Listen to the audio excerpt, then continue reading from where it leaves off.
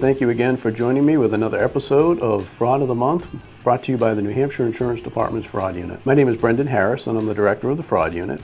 And today's segment is going to talk about those folks that file claims on pre-existing damage.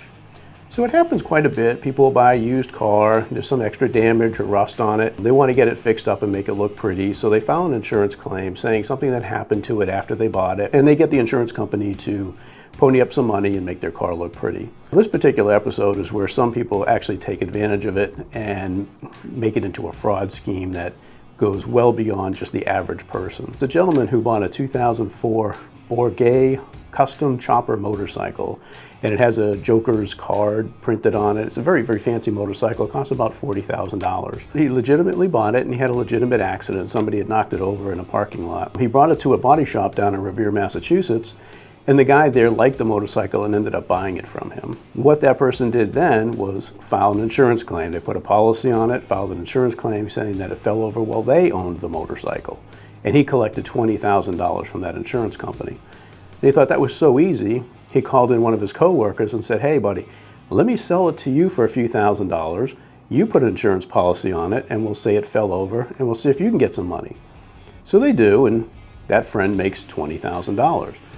Well, that just seemed too easy, so they called in another friend, and then they called in another friend, and each friend would buy the thing on paper from the Massachusetts DMV for a couple $1,000s, and then make $20,000 on each and every single claim. And ironically, the body shop that was writing the estimates for all these claims was the same body shop owner down in Revere, Massachusetts. What happens is, thieves get lazy, they make mistakes, and in this particular case, they forgot which insurance companies they had already gone to.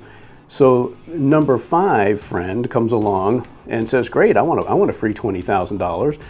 They sell it to him for a couple thousand through the DMV, but he makes the mistake of going to the same exact insurance company they had already previously gone to, and the adjuster from that insurance company recognized the motorcycle, recognized the damage, contacted the claims adjuster, who ultimately denied the claim and then made a referral to us. We ran it through what they call ISO, it's the All Claims Database. We found all these different claims under that VIN number.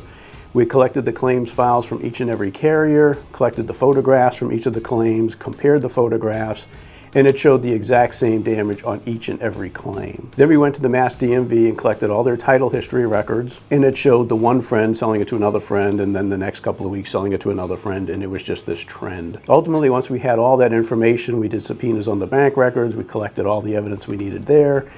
We then went out and interviewed these 3 or 4 people that were committing the fraud.